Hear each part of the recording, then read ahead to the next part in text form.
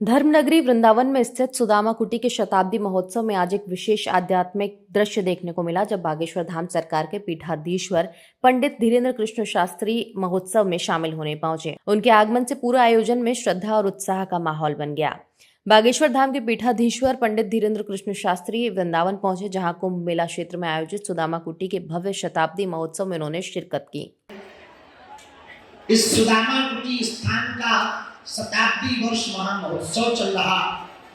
109 कुंडी यज्ञ की आज दोपहर काल में पूज्य जगतगुरु भगवान हमारे गुरुदेव भगवान की सानिध्यता में पूर्णाहुति हुई। पूज्य आचार्य श्री हमारे भैया श्री मृदुलकांत जी के पूजनीय पिताजी की यज्ञाचार्य भगवान की सानिध्यता में आज दोपहर काल में यज्ञ संपन्न हुई।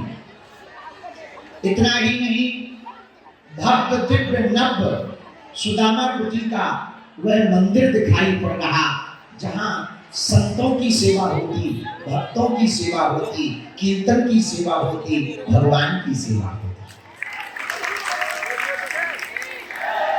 आज मंच के भव्य दिव्यता में हमारे हनुमानगढ़ी वाले पूज्य श्री महंत राजूदास जी महाराज जी भी विराजमान है, पूज्य भूरी वाले महाराज जी भी विराजमान है।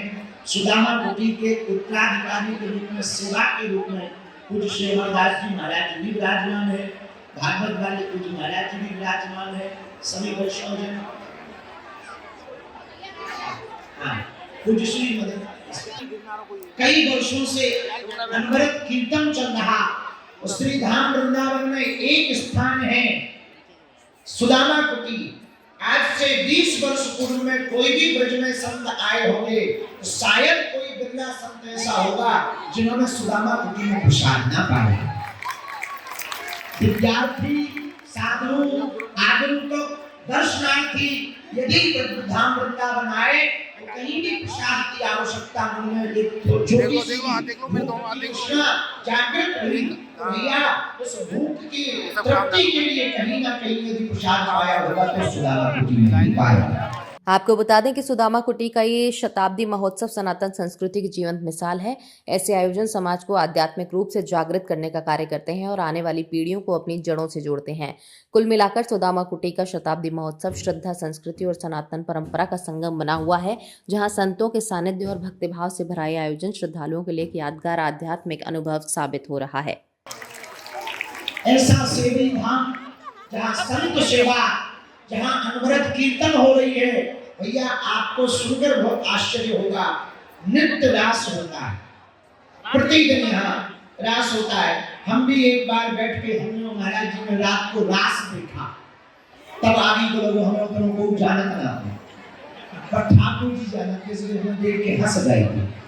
बोले चेला आ गए हैं क्या? आ गए। तो हमने भी रास देखा। भैया नित्य रास हो रहा। ऐसा दिव्य धाम, इतना भव्य मंदिर बना। श्री कौशल किशोर जी विराजमान, ठाकुर जी वहां पे रथ चला रहे। बताओ, रघुनाथ जी का रथ घनश्याम हाँक रहे, सारथी बनकर। बड़ी दिव्य छटा है। हमें तो अद्भुत लगा। हमें लगा तुलसीदास जी आज बहुत खुश होंगे। हाँ, सबसे ज्यादा पसंद के आए, मेला को झूला देख के आए। वो हमारे बुंदेलखंडी में कहें हिड़ोरा।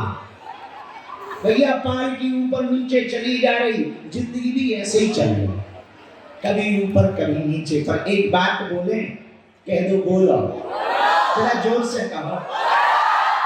जो अपने मस्तक को महात्माओं के चरणों में रख देते हैं, उनकी पालकी ऊपर नीचे जरूर होती है पर जिंदगी की गाड़ी रुकती है। हाँ। और सुनो, आप सब तो पढ़े लिखे हो, ज्ञानी हो, हम तो अनपढ़ हैं, पर मन चंगा सबको जानना था। पक्का सुना देगा, पूर्ण ज्ञानी बैठे। मन चंगा कटौती में। और एक बात बताओ, तुम्हारा मन चंगा है? ये सोचो है। हमारे पास लोग आते, गुरुजी हमारी घरवाली का मन ठीक हो जाए, भाई का मन ठीक हो जाए, पड़ोसी का मन ठीक हो जाए, दादा का मन ठीक हो जाए, खसम का मन ठीक हो जाए, हस्बैंड। एक बात बताओ भाई, तुम्हारा मन ठीक है, तुम दूसरों का तो ठीक करवा रहे, खुद का मन ठीक है, अब खुद का नहीं है तो दूसरों का काहे करवा रहे। खुद ही का खराब है, दूसरों का हलवा ठीक होगा। और एक बात बोले, दूसरों का ठीक हो या ना हो, खुद का करा लो तो सबका ठीक हो जाएगा।